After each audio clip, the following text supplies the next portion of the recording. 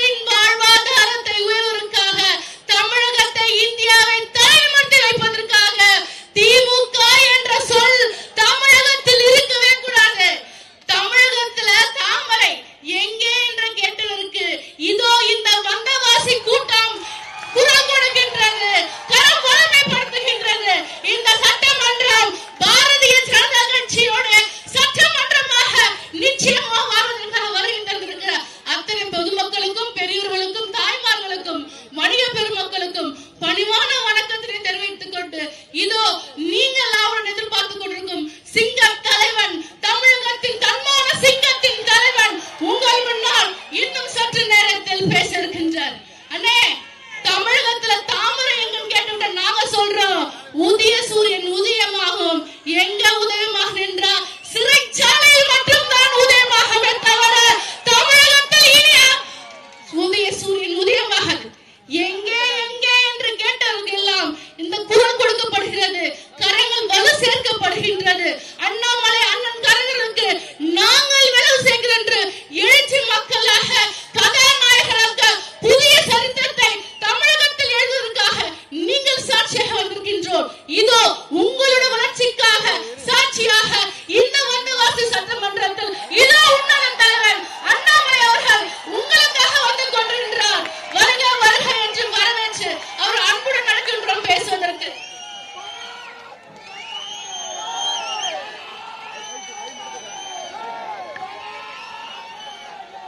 அன்பார்ந்த பெரியவர்களே, தாய்மார்களே, சரித்திர புகழ் மிகுந்த நம்முடைய வந்தவாசி மண்ணில் நின்று கொண்டிருக்கின்றோம். தமிழகத்திலே நம்முடைய என் மண் என் மக்கள் இந்த யாத்திரை ஜூலை 28ஆம் தேதி ராமேஸ்வரத்தில் ஆரம்பித்து படிப்படியாக தமிழகத்தினுடைய 184வது தொகுதியாக வந்தவாசி நின்றுகிறோம் ஐயா. எல்லா ஊரையும் சரித்திர ஊர் என்று சொன்னால் வந்தவாசியை பொறுத்தவரை சரித்திரத்தை மாற்றிய ஊர் என்று சொல்ல வேண்டும். 1760 ஜனவரி 22ஆம் தேதி உங்களுடைய மண்ணிலே மிகப்பெரிய யுத்தம் நடந்ததுங்க ஐயா. ஒரு பக்கம் பிரெஞ்சு வீரர்கள், ஒரு பக்கம் ஆங்கிலேயர், இருவரும் கடுமையாக சண்டை போட்டது உங்களுடைய ஊர்ல. அதை ஆங்கிலேயர்கள் பேட்டில் ஆஃப் வேண்டி வாஷ் என்று சொல்வார்கள். வந்தவாசியினுடைய போர் 250 ஆண்டுகளுக்கு முன்பு. அந்த போர் தான் உலகத்துல பிரெஞ்சு அவருடைய கையை கீழே இறக்கி ஆங்கிலேயர்களுடைய கையை மேலே உயர்த்தியது. இந்த வந்தவாசியிலே ஆங்கிலேயர்கள் வென்ற பிறகு படிப்படியாக ஒரு இடமாக பிடித்து இந்தியா முழுவதும் முழுமையாக ஆள ஆரம்பித்தார். 1763 பாரிஸ் மாநகரத்தில் இருவரும் சேர்ந்து ஒரு ஒப்பந்தத்தை போட்டு அதன் பிறகு பிரெஞ்சை பொறுத்தவரை நாட்டை விட்டு வெளியேறுவதற்கான எல்லா முயற்சியும் எடுத்து போயிட்டாங்க ஐயா. அதனால் சரித்திரத்தை தலைகீழாக மாற்றி எழுதிய ஊர் நம்முடைய வந்தவாசி. அது மட்டும் இல்லைங்க ஐயா, ஆன்மீகத்திலே மிக ஆழமான ஒரு ஊர். ஆன்மீகத்திலே கிட்டத்தட்ட 1000 ஆண்டுகளுக்கு முன்பு இங்க இருக்கக்கூடிய முருகபெருமானுக்கு ஜோதி வடிவிலே ஈஸ்வரன் அவர்கள் காட்சி அளித்ததால் இங்க இருக்கக்கூடிய மலையை தவளகிரி ஈஸ்வரன் கோவில் இங்க இருக்குதுங்க ஐயா. தவளகிரி மலை இன்றைக்கு மக்கள் அந்த கரடுமுரடான பாதையில ஏறி சென்று அங்க இருக்கக்கூடிய தவளகிரி ஈஸ்வரரை சந்தித்து விட்டு உங்களுடைய கோரிக்கை எல்லாம் வைத்து விட்டு வருகின்றீர்கள். அது மட்டும் இல்லாமல் சகோதர சகோதரிகளே, 120 அடி உயர கோபுரம் இருக்கக்கூடிய தென்னங்கூர் பாண்டுரங்கன் கோவில் இருக்கக்கூடிய அற்புதமான தொகுதி. ஆன்மீகத்திலும் நம்ம சளைத்தவர்கள் கிடையாது, எல்லா இடத்திலும் இருக்கின்றோம். விவசாயத்தில் வந்தவாசிக்கு தமிழகத்தில் விவசாயத்தை பொறுத்தவரை தனி பெயருங்க ஐயா. குறிப்பாக இங்கு இருக்கக்கூடிய பாய் உற்பத்தி மட்டுமே 5000க்கு மேற்பட்ட குடும்பங்கள் இங்கே பாய் உற்பத்தி செய்யறாங்க. வந்தவாசி பாய் என்று சொன்னாலே உலகம் முழுவதும் ஒரு தனி பிரசித்தி நம்முடைய வந்தவாசியினுடைய கோரப்பாய்க்கு இருக்குதுங்க ஐயா. அது மட்டும் இல்லாமல் அறிவியல் பூர்வமாக வந்தவாசியிலிருந்து நம்முடைய முன்னோர்கள் எப்படி சிந்தித்தார்கள் என்பதற்கு வந்தவாசிக்கு பக்கத்தில் இருக்கக்கூடிய தேஜூர் பகுதியில 1000 ஆண்டுகளுக்கு முற்பட்ட தமிழர்கள் எப்படி நீர் மேலாண்மையை இங்கே காப்பாற்றினார்கள் என்பதற்கு சான்றாக கல்வெட்டு இருக்குதுங்க. அது ஒரு சரித்திரம். அது 1000 ஆண்டுகளுக்கு முன்பு எப்படி நீர் மேலாண்மை, தண்ணி எப்படி தேங்கினாங்க, தண்ணி எப்படி பராமரித்தார்கள் என்கின்ற அற்புதமான கல்வெட்டு தமிழகத்தில் இருக்கக்கூடிய ஒரே ஒரு பகுதி உங்க ஊரில் இருக்கக்கூடிய தேஜூர் பகுதிங்க. இப்படி எல்லாம் பல பெருமை இருக்கக்கூடிய ஊர், சரித்திரத்திலே மறையாத ஒரு ஊர், விவசாயத்திற்கு பெயர் போன ஒரு ஊர். இந்த அற்புதமான சரித்திர ஊருக்கு எண்மண் எண் மக்கள் யாத்திரை என்று வந்திருப்பதை மகிழ்ச்சி அடைகின்றோம், பெருமை அடைகின்றோம் சகோதர சகோதரிகளை. முக்கியமாக இங்கே மிகப்பெரிய எழுச்சியோடு ஆரம்பத்திலிருந்து கடைசி வரை நம்மோடு பங்கேற்றுக் கொண்டிருக்கின்றனர். தமிழகத்திலே ஒரு அரசியல் மாற்றம் வேண்டும் என்பது எல்லா மக்களும் நினைக்க ஆரம்பித்து விட்டார்கள். குறிப்பாக இந்த யாத்திரையில் நம்முடைய சகோதர சகோதரிகள் யாரெல்லாம் பங்கேற்றிருக்கின்றீர்களோ மிக தெளிவாக இருக்கின்றீர்கள். நமக்கு இந்த அரசியல் வேண்டாம். 70 ஆண்டு காலமாக தமிழகத்தில் நடக்கக்கூடிய அரசியல் என்பது 4 விஷயங்களை மையப்படுத்தி இருக்குதுங்க ஐயா. ஒரு குடும்பத்தை மையப்படுத்தி இருக்கு, ஊழலை மையப்படுத்தி இருக்கு, ஜாதியை மையப்படுத்தி இருக்கு. அதையெல்லாம் தாண்டி இன்னைக்கு அரசியல்னாவே அடாவடித்தனம் என்கின்ற பெயர் வந்திருக்கு. இந்த 4 விஷயங்களும் இப்ப இருக்கக்கூடிய தலைமுறை யாருக்கும் பிடிக்கலைங்க ஐயா.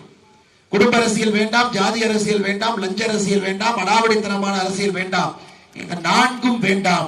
நமக்கு ஒரு புதுவிதமான அரசியல் வேண்டும் என்பதில் நாம் அனைவரும் தெளிவாக இருக்கின்றோம். குறிப்பாக நம்முடைய இளைஞர்களுடைய எதிர்பார்ப்பு படிப்புக்கேற்ற வேலையும் வேலைக்கேற்ற ஊதியமும் நமக்கு வேண்டும் என்பதில் மிக தெளிவாக இருக்கின்றார்கள். ஆனால் தமிழகத்தில் நீங்க பார்த்தீங்கன்னா கடந்த 31 மாதத்தில் திராவிட முன்னேற்ற கழகம் ஆட்சிக்கு வந்த பிறகு தமிழகத்தில் நடத்தப்பட்ட டிஎன்பிஎஸ்சி தேர்வு பாருங்க ஐயா. குரூப் 1, குரூப் 2, குரூப் 3, குரூப் 4 தேர்வும் இதுவரை 31 லட்சம் பேர் எழுதிங்க ஐயா. 10,400 பேருக்கு வேலை வாய்ப்பு வந்திருக்கிறது. வெறும் 10,400 பேருக்கு மட்டும்தான் வேலை வாய்ப்பு வந்திருக்கு. வேலை வாய்ப்பு எங்கீங்க ஐயா? தன்னுடைய தேர்தல் அறிக்கையிலே திராவிட முன்னேற்ற கழகம் சொல்லி இருந்தார்கள், ஆட்சிக்கு வந்தா 5 ஆண்டுகளிலே 3,50,000 பேருக்கு அரசு வேலை கொடுப்போம். அப்ப 2.5 வருஷம் முடிஞ்சிருச்சுங்க ஐயா. 1,75,000 பேருக்கு அரசு வேலை கொடுத்திருக்கணும். ஆனா இன்னைக்கு வெறும் 10,400 பேருக்கு மட்டும்தான் அரசு வேலை. அரசு வேலை தமிழ்நாடு பப்ளிக் சர்வீஸ் கமிஷன் இவர்களே தேர்வு நடத்தி கொடுக்கலனா நம்முடைய இளைஞர்களுக்கு அரசு வேலை என்பது ஒரு எட்டாக்கனியாக மட்டும்தான் இருக்கும். சகோதர சகோதரிகள், இதை பார்த்துக் கொண்டிருக்கின்றனர். 31 மாதமாக அரசு என்பது உங்களுக்கு சேவை செய்வதற்காக இல்லை, ஒரு குடும்பத்தினுடைய வளர்ச்சிக்காக மட்டும்தான் தமிழகத்திலே அரசு இருக்கிறது என்பதை மறுபடியும் நம்முடைய முதலமைச்சர் மு.க. ஸ்டாலின் அவர்கள் ஊர்ஜிதம் செய்து கொண்டிருக்கிறார். மகனுக்கும் மருமகனுக்குமான ஒரு ஆட்சி, கோபாலபுரம் குடும்பம் நன்றாக இருக்க வேண்டும் என்பதற்கான ஒரு ஆட்சி, அவர்கள் மட்டும் நன்றாக இருக்க வேண்டும், திமுகவுடைய அமைச்சர்கள் வளர வேண்டும் என்பதற்காகத்தான் ஆட்சி நடக்கிறதோ தவிர தமிழகத்தினுடைய மக்கள் வளர வேண்டும் என்பதற்காக ஆட்சி இல்லைங்க. இன்னைக்கு சொல்லா கொடுமை நம்முடைய விவசாயிகளுக்கு, சொல்லா கொடுமை, மிக கொடுமையான ஒரு வாழ்க்கை யாருக்கு இருக்குன்னா விவசாயிகள். சமீபத்தில் இங்கே பார்த்தோம், மேல்மா பகுதியில சிப்காட் தொழில் பூங்கா அமைக்க முற்பட்ட பொழுது இந்த பகுதியினுடைய விவசாய பெருமக்கள் மேல்மா, குறும்பூர், காட்டுக்குடிசை உள்ளிட்ட 11 கிராமங்களில் உள்ள 3174 ஏக்கர் விவசாய நிலத்தை, நீர்ப்பாசனம் இருக்கக்கூடிய நிலத்தை, 2 போகம், சில இடத்துல 3 போகம் விவசாயம் செய்யக்கூடிய நிலத்தை நாங்கள் சிப்காட் தொழிற்பேட்டை கொடுக்க மாட்டோம் என்று தொடர்ச்சியாக உண்ணாவிரதம் இருந்தார்கள் விவசாய பெருமக்கள். மாநில அரசு என்ன பரிசு கொடுத்தாங்க ஐயா? அந்த விவசாய பெருமக்கள் மீது குண்டாஸ் வழக்கு போட்டார். குண்டாஸ் வழக்கு. பாரதிய ஜனதா கட்சி களத்திற்கு வந்து, குறிப்பாக நம்முடைய மாவட்ட தலைவர் அண்ணன் ஏழுமலை அவர்கள் தலைமையில் நம்முடைய தொண்டர்கள் எல்லாம் களத்திற்கு வந்து இதை கண்டித்து ஆர்ப்பாட்டம் செய்வதற்கு தயாராக இருந்த பிறகு இந்த குண்டா சட்டத்தை நாங்கள் வாபஸ் வாங்கிக்கிறோம். இந்தியாவில் எங்கேயுமே விவசாயிகள் மீது குண்டாஸ் போட்டு இந்திய அரசியல் சரித்திரத்திலே நாம் பார்த்தது கிடையாது. திருவண்ணாமலையில இந்த பகுதியில தாங்க ஐயா, மேல்மா பகுதியில தான் முதலாக பார்த்தோம் விவசாய பெருமக்கள் மீது குண்டா சட்டம் போடுவது. இங்க தான் பார்த்தோம். அண்ணன் ஏவாவேல் அவர்கிட்ட போய் கேட்டார், விவசாயிகள் மீது குண்டா சட்டம் போட்டிருக்கிறாங்களே, இதை பத்தி உங்க கருத்து என்ன? ஏவாவேல் அவர்கள் சொன்னார்கள், எனக்கு தெரியாதுங்க அப்படின்னு. ஆனா திருவண்ணாமலையில எந்தெந்த நிலமெல்லாம் விலைக்கு வருதுன்னு ஏவாவேல் அவருக்கு தெரியும். ஆனா விவசாயிகள் மீது குண்டா சட்டம் போட்டதோ, விவசாயிகள் மீது நடத்தப்பட்ட கொடுமையோ இங்க இருக்கக்கூடிய அமைச்சருக்கு தெரியாது என்பது வேடிக்கையாக மட்டுமில்லை சகோதர சகோதரே, நமக்கு விசித்திரமாக மட்டும் இருக்கிறது. இன்னைக்கு நீங்க பாருங்க, 2024 பாராளுமன்ற தேர்தல் நமக்கு அற்புதமான ஒரு வாய்ப்பை அளித்திருக்கிறது. பாரத பிரதமர் நரேந்திர மோடி அவருடைய ஆட்சி 10 ஆண்டுகள், 10வது ஆண்டிலே இன்னைக்கு இருக்கிறாருங்க ஐயா. இன்னும் 60-70 நாட்களிலே தேர்தல் வர இருக்கிறது, பாராளுமன்ற தேர்தல். நமக்கு ஒரு மிகப்பெரிய வாய்ப்பு இந்த 2024 பாராளுமன்ற தேர்தல். குறிப்பாக இந்த பொய்யர்களுடைய கூடாரத்தை மொத்தமாக காலி செய்து வீட்டுக்கு அனுப்புவதற்கு, ஊழல் மலிந்த திராவிட முன்னேற்ற கழகத்தினுடைய அரசுக்கு ஒரு பெரிய எச்சரிக்கையை கொடுப்பதற்கு, தமிழகத்திலே எங்கே பார்த்தாலும் கூட குடும்ப அரசியல் தளந்தோங்கி கொண்டிருக்கிறது, அதை வேண்டாம் என்று நிராகரிப்பதற்கு 2024 பாராளுமன்ற தேர்தல் நமக்கு ஒரு பொன்னான வாய்ப்பு கிடைத்திருக்கிறது சகோதர சகோதரி. பாரத பிரதமர் நரேந்திர மோடி அவர்கள் 3வது முறை 10 ஆண்டுகள் முடித்து மறுபடியும் 5 ஆண்டுகள் இந்தியாவுடைய வளர்ச்சிக்காக, இந்தியாவுடைய வலிமைக்காக உலக நாடுகள் எல்லாம் இன்னைக்கு இந்தியாவை பார்த்துட்டு இருக்காங்க. கடந்த 9 ஆண்டுகள்ல நம்முடைய வளர்ச்சி அப்படிங்க, ஆட்சிக்கு வந்த பொழுது உலகத்தினுடைய 11வது பெரிய பொருளாதார நாடாக இருந்தோம். குட்டி குட்டி நாடுகள் பொருளாதாரத்திலே நம்மை விட முன்னாடி இருந்தாங்க. ஆனா இன்னைக்கு 9 ஆண்டுகள் நம்முடைய ஆட்சி முடிந்த பிறகு உலகத்தினுடைய 5வது பெரிய பொருளாதார நாடாக உயர்ந்திருக்கின்றோம். 11வதிலிருந்து 5வது பெரிய பொருளாதார நாடாக உயர்ந்திருக்கின்றோம். ஐயா நீங்க சொல்லுங்க, இந்த 9 ஆண்டுகள்ல இந்திய ஜனநாயகத்தில் நம்முடைய ஆட்சி ஒரு நேர்மையான ஆட்சி என்கின்ற பெயரை எடுத்திருக்கிறது. நேர்மையான ஆட்சி. குறிப்பாக நீங்க இருக்கக்கூடிய திருவண்ணாமலை மாவட்டம், ஆனால் உங்களுடைய பாராளுமன்ற தொகுதி ஆரணி பாராளுமன்ற தொகுதிங்க ஐயா. திருவண்ணாமலை மாவட்டத்தில் மட்டுமே அடித்தட்டு மக்களுக்காக நாம் செய்திருக்கக்கூடிய வேலையை பாருங்க ஐயா. இந்த மாவட்டத்தில் முதலாக மோடி ஐயா வந்த பிறகுதான் கான்கிரீட் வீடு, மோடி வீடு 57,000 குடும்பங்களுக்கு மோடி வீடு வந்திருக்கிறது 9 ஆண்டுகள்ல. ஐயா, இந்த ஒரு வீட்டுக்குமே 2,69,000 ரூபாய் மானியம் கொடுத்து 57,004 வீடுகளுக்கு பாரத பிரதமருடைய மோடி திட்டம் வந்து சேர்ந்திருக்கிறது. இத்தனை நண்பர்கள் இன்னைக்கு ஒரு கான்கிரீட் வீட்டிலே வாழ்ந்து கொண்டிருக்கின்றார். குழாய் மூலமாக குடிநீர் வழங்கப்பட வேண்டும் என்பது நம்முடைய கொள்கை மட்டுமல்லங்க ஐயா, நம்முடைய வேள்வி. பாரத பிரதமருடைய நம்பிக்கை என்னன்னா, 2024 டிசம்பர் முடியும் பொழுது இந்தியாவுடைய 100% வீடுகளுக்கு குடிநீர் என்பது பைப்பு மூலமாக கொடுக்கப்படும் என்பது நம்முடைய பாரத பிரதமர் நரேந்திர மோடி அவருடைய வேள்வி. இன்னைக்கு திருவண்ணாமலை மாவட்டத்தில் மட்டுமே 4,81,495 வீடு, ஒரு வீடு 2 வீடு இல்லைங்கம்மா, 4,81,495 வீடுகளுக்கு பாரத பிரதமருடைய ஜல்ஜீவன் திட்டம் பைப்பு மூலமாக குடிநீர் வந்திருக்கிறது. எத்தனை வீட்டில் இலவச கழிப்பறைகள் இல்லை 2014க்கு முன்பு? 2014க்கு பின்னுமா திருவண்ணாமலை மாவட்டத்தில் மட்டுமே 2,80,004 வீடுகளுக்கு கழிப்பறைகள் முதலாக வந்து அந்த வீட்டில் இருக்கக்கூடிய சகோதர சகோதரிகளுக்கு ஒரு கம்பீரத்தை கொடுத்திருக்கின்றார் நம்முடைய பாரத பிரதமர் நரேந்திர மோடி அவர்கள். சமையல் எரிவாயு சிலிண்டர், மோடி சிலிண்டர் ஆட்சிக்கு வந்த பொழுது 2014 இந்தியாவிலே வெறும் 64% மக்கள்கிட்ட தான் கேஸ் அடுப்பு இருந்துச்சுங்க. 36% மக்கள்கிட்ட கேஸ் அடுப்பு இல்லைங்க. இன்னைக்கு 2,03,252 குடும்பங்களுக்கு 2014க்கு பிறகு கேஸ் அடுப்பு வந்திருக்கிறது. மோடி கேஸ் அடுப்பு ஒரு சிலிண்டருக்குமே 300 ரூபாய் மானியம் அவருடைய வங்கி கணக்குக்கு வந்து சேர்ந்து கொண்டிருக்குதுங்க ஐயா. 5 லட்சம் ரூபாய் மருத்துவ காப்பீடு, ஒரு அட்டையை காமிச்சா ஒரு மருத்துவமனையில் 5 லட்சம் ரூபாய் காப்பீடு. இந்த மாவட்டத்தில் மட்டுமே 5 லட்சம் ரூபாய் காப்பீடு பெற்றிருப்பவர்கள் 3,58,215 பேருங்க ஐயா. 3,58,215 பேருக்கு 5 லட்சம் ரூபாய் மருத்துவ காப்பீடு அட்டையிலே பயன்பெற்றிருக்கின்றார். விவசாய பெருமக்கள் அதிகமாக இருக்கக்கூடிய பகுதிங்க ஐயா. நம்முடைய பாரத பிரதமருடைய விவசாய கௌரவ நிதி 6,000 ரூபாய் நிதிங்க ஐயா. ஒரு விவசாயிக்கும் சிறு குறு விவசாயிக்கு ஒரு ஆண்டு நம்முடைய வங்கி கணக்குக்கு வந்திருக்கு. தமிழகத்திலே அதிகமாக பயன்பெற்ற மாவட்டத்தில் திருவண்ணாமலை மாவட்டம் ஒண்ணுங்க ஐயா. இங்க இருக்கக்கூடிய விவசாய பெருமக்களுக்கு ஐயா ஒருத்தர் 2 பேர் 100,000 பேர் இல்லைங்க ஐயா. இங்க இருக்கக்கூடிய விவசாய பெருமக்களுக்கு 4,07,252 விவசாய பெருமக்களுக்கு வருடந்தோறும் 6,000 ரூபாய் உங்களுடைய வங்கி கணக்கு வருது ஐயா. அது வெறும் 6,000 பார்க்காதீங்க. நம்முடைய ஆட்சி காலத்துல 15 தவணையிலே தவணைக்கு 2,000 ரூபாய் மோடி ஐயா அனுப்பிச்சிருக்கார். யாரெல்லாம் இந்த கௌரவ நிதியில பயன்பெறுகின்றீர்களோ உங்களுடைய வங்கி கணக்குக்கு 30,000 ரூபாய் வந்திருக்குங்க ஐயா. 30,000 ரூபாய் யோசிச்சு பாருங்க. 4 லட்சம் பேர், 4,07,252 பேருக்கு 30,000 ரூபாய் ஒரு விவசாயிக்குமே கௌரவ நிதியா வங்கி கணக்குக்கு வந்திருக்கு. நீங்க சொல்லுங்க ஐயா. அடித்தட்டு மக்களுக்கு வேலை செய்திருக்கின்றோம், ஏழை தாய்மார்களுக்கு வேலை செய்திருக்கின்றோம்.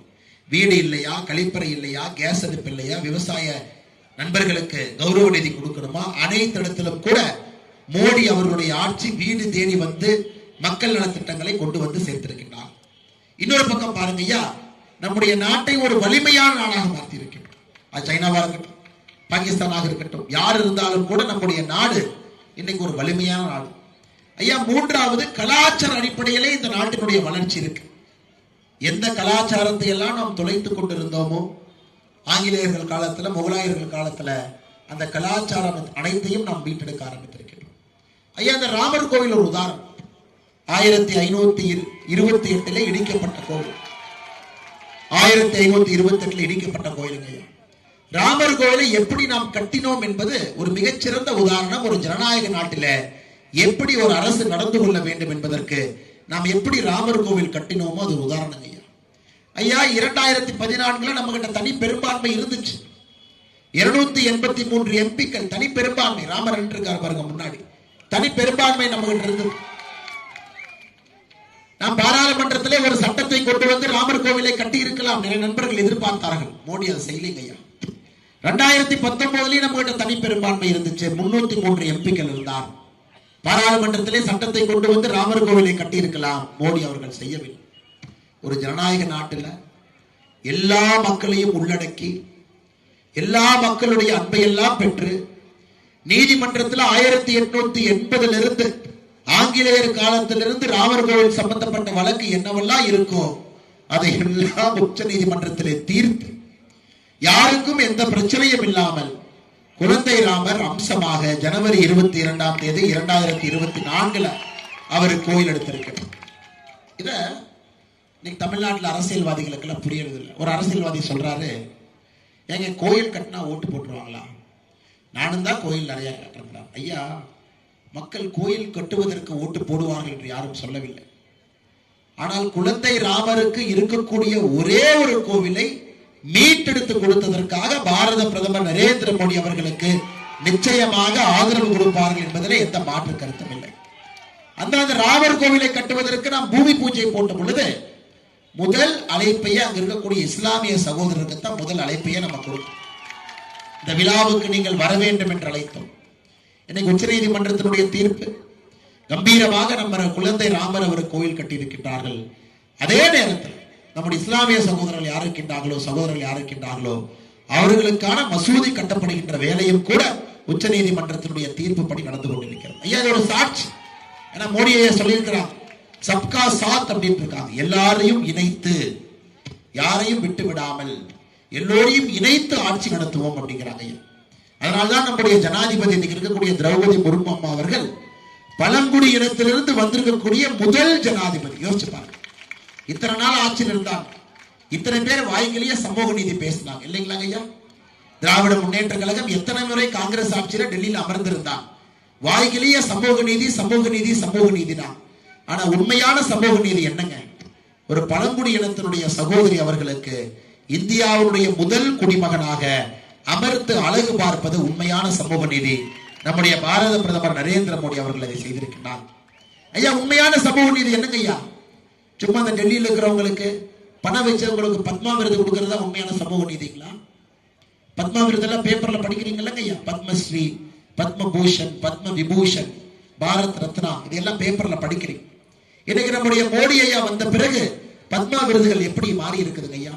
சாதாரண மக்களை, அடித்தட்டு மக்களை அவருடைய இல்லம் தேடி சென்று அவர்களுக்கான இந்த உச்சபட்ச கௌரவம் இந்திய பேரரசு ஒரு பத்மா விருது கொடுத்து கவனிக்கிறான்.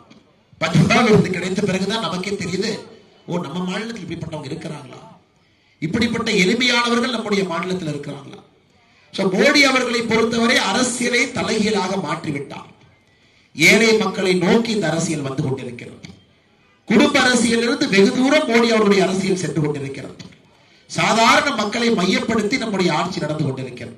திட்டங்களாக இருக்கட்டும், நம்முடைய செயல்பாடுகளாக இருக்கட்டும், மோடி ஐயாவுடைய ஆட்சியாக இருக்கட்டும், சாதாரண மனிதர்களை சாமானியர்களை மையப்படுத்தி நம்முடைய ஆட்சி நடந்து கொண்டிருக்குது ஐயா. இன்னைக்கு மோடி அவர்களை எதிர்த்து வேற யாராவது பிரதம மந்திரி வேட்பாளர் இருக்காங்க நீங்க நினைக்கிறீங்களா? இல்ல நான் கேட்கிறேன், இந்த மக்களை கேட்கிறேன், குறிப்பாக நம்முடைய வந்தவாசி மக்களை கேட்கிறேன், அறிவார்ந்த மக்கள்.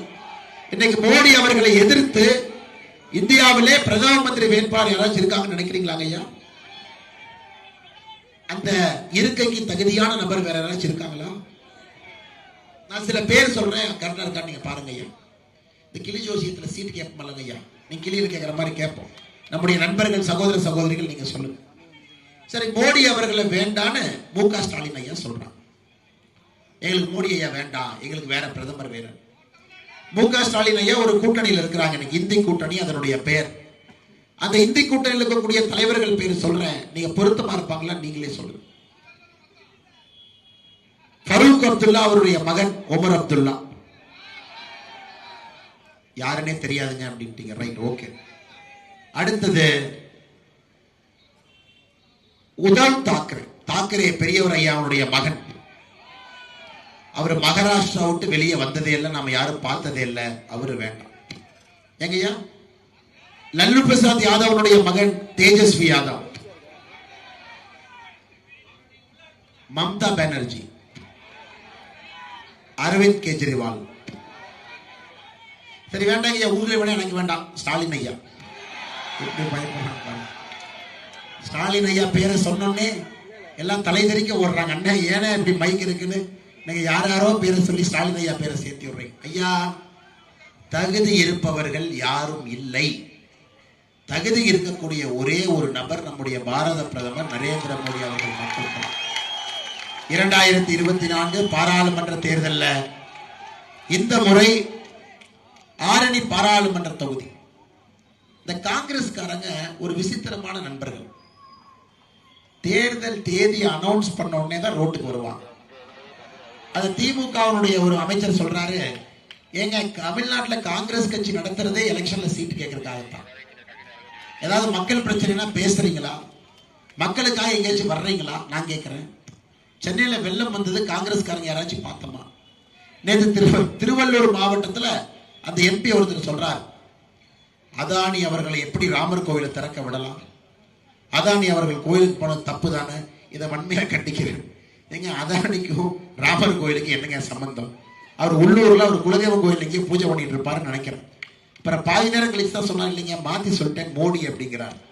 சோ யார் கோயிலுக்கு போனாங்க, யார் பிராணை பிரதிஷ்டை செய்தாங்கன்னே தெரியாத ஒரு எம்பி இன்னைக்கு பத்திரிகையாளர் சந்திப்பு நடத்தி பேசுறாங்க. இதாங்க ஐயா காங்கிரஸ் கட்சியினுடைய நிலைமை. இன்னைக்கு தமிழகத்திலே சீட்டு கேட்பதற்காக ஒரு கட்சி நடந்து கொண்டிருக்கிறது என்றால் அது காங்கிரஸ் கட்சி.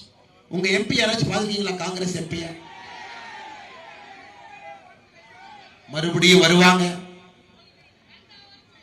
இன்னைக்கு எப்படி நாங்க காங்கிரஸ் கட்சி எவ்வளவு சூப்பரா இருக்குன்னா, கரூர் மாவட்டத்தில் காங்கிரஸ் கட்சி கூட்டம் போட்டு ஜோதிமணி அவங்களுக்கு சீட்டு கொடுக்காதீங்க, திமுகவுக்கு கொடுங்க. சிவகங்கையில காங்கிரஸ் கட்சி கூட்டம் போட்டு கார்த்திக் சிதம்பரத்துக்கு கொடுக்காதீங்க, இன்னொருத்தருக்கு கொடுங்க. இந்த அநியாயத்தை எங்கேயாச்சும் உலகத்தில் பார்த்துருக்கீங்களாங்க ஐயா? ஐயா, ஒரு கட்சியில தொண்டர்களை விட தலைவர்கள் அதிகமா இருந்தா அந்த பிரச்சனை எப்பவுமே இருக்கும். என்னை காங்கிரஸ் கட்சியினுடைய முக்கியமான பிரச்சனையை தலைவர்கள் மட்டும்தான் இருக்கின்றார்கள், தொண்டர்கள் எல்லாம் கிளம்பி வெளியே போயிட்டான். இன்னைக்கு தொடர்ந்து கடந்த 2-3 நாட்களாக பார்க்கின்றோம், காங்கிரஸ் கட்சியே கூட்டம் போட்டு எங்க எம்பி சீட் கொடுக்காதீங்க, அவர்களே வெறுத்து போய்விட்டார்கள். காங்கிரஸ் இந்த நாட்டை ஆளுவதற்கு தகுதி இல்லை என்பதை காங்கிரசினுடைய தொண்டர்களே முழுமையாக உணர்ந்திருக்கின்றார். முழுமையா சகோதர சகோதரர், உங்க எம்பி அப்படித்தான். ஆரணி பாராளுமன்ற தொகுதியினுடைய எம்பியும் போன எலெக்ஷனுக்கு வந்தாரு, இந்த எலெக்ஷனுக்கு வருவார். அதனால் சகோதர சகோதரே, உங்களுக்காக தினமும் உழைக்கக்கூடிய கட்சி நம்முடைய பாரதிய ஜனதா கட்சி. உங்களுக்காக தினமும் வேலை செய்யக்கூடிய பிரதமர் நம்முடைய பாரத பிரதமர் நரேந்திர மோடி அவர்கள். இன்னைக்கு வந்தவாசி நீங்க ஆரணி பாராளுமன்ற தொகுதியை நம்முடைய பாரத பிரதமர் கை நீட்டி காட்டுகின்ற ஆளுகிட்ட நீங்க கொடுங்க ஐயா, உங்களுடைய பாராளுமன்ற உறுப்பினர் தேர்தல். இந்த சரித்திர புகழ் மிகுந்த வந்தவாசிக்கு நாம் செய்ய வேண்டிய வேலைகள் நிறைய இருக்கு. வந்தவாசி கோட்டை இருக்கு, அதை மிகப்பெரிய சுற்றுலா தலமாக நம்மால் மாற்ற முடியும். உங்களுடைய கோடை பாய் புவிசார் குறியீடு வேணும், வாங்கிட்டு வந்து கொடுத்துடலாங்க ஐயா. விவசாயத்தை அடுத்த கட்டம் எடுத்துச் செல்வதற்கு மத்திய அரசோடு ஒத்து போகின்ற மத்திய அரசினுடைய சார்பாக இருக்கக்கூடிய எம்பிகள். வணிகர்கள் நின்று கொண்டிருக்கின்றார்கள். வளர்கின்ற நாடு, 7% மேலே நம்முடைய பொருளாதார வளர்ச்சி இருக்கு. அடுத்த 5 ஆண்டுகள் இன்னும் வேகமாக வளரப் போகின்றோம். நம்முடைய ஆட்சியால் மட்டும்தாங்க ஐயா முடியும்.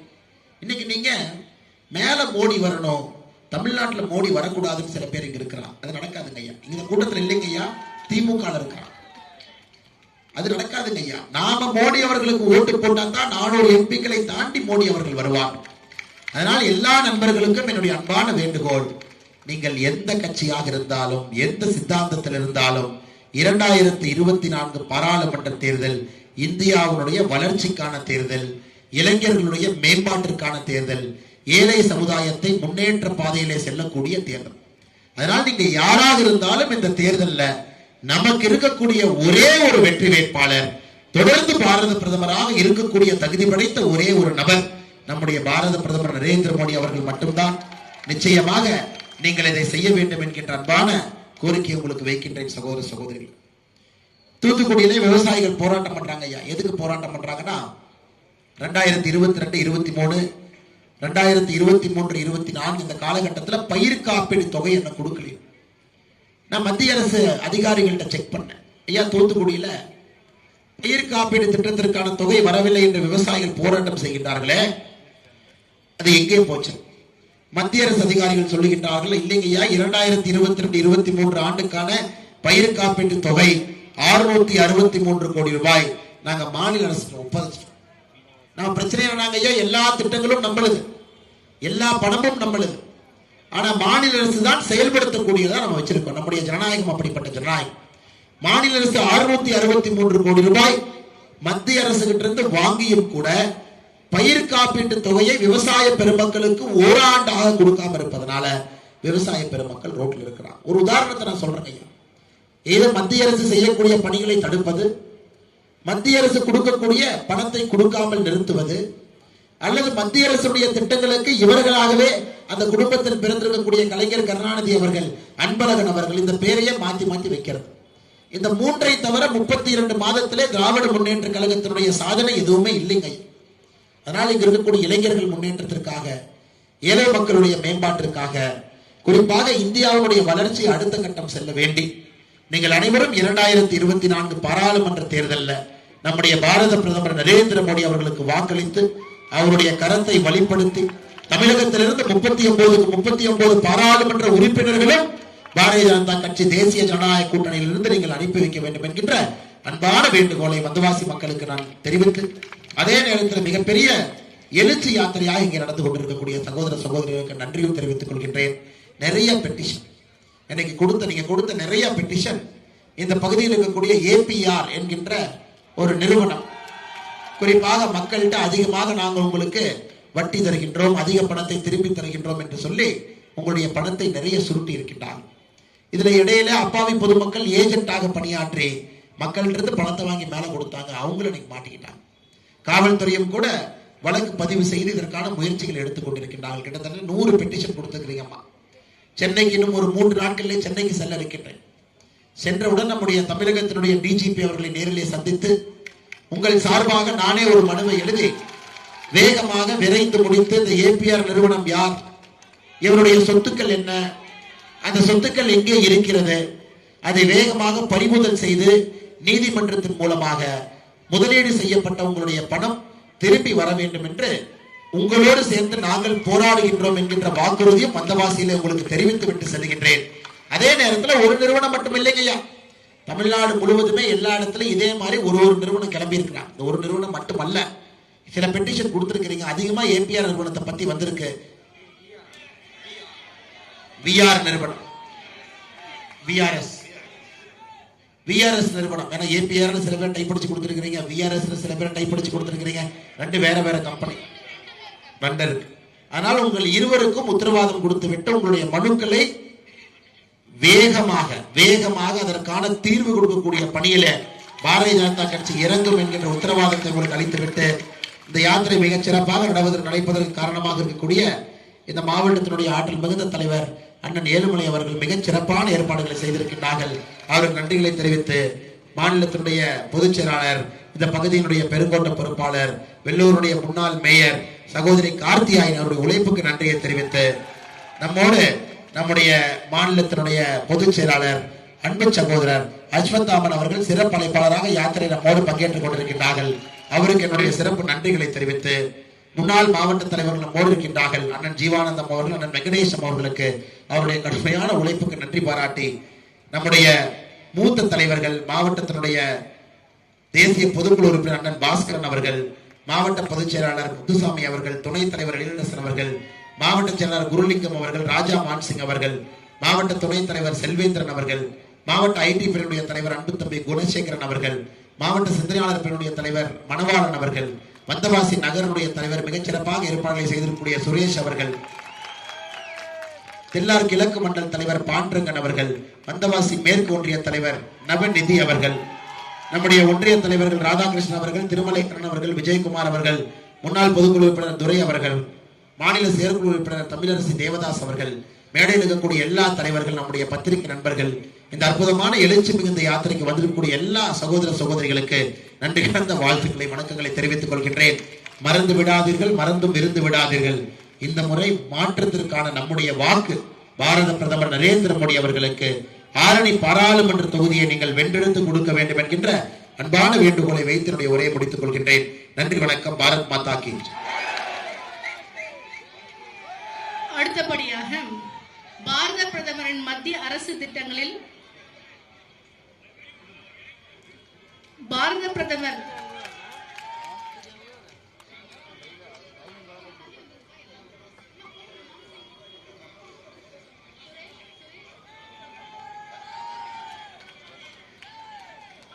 பிரதமரின் வேளாண்மை துறை இயந்திரத்திற்காக 5 லட்சம் நிதியினை சுகந்தரி அவர்கள் பயன்பெறுகின்றார்.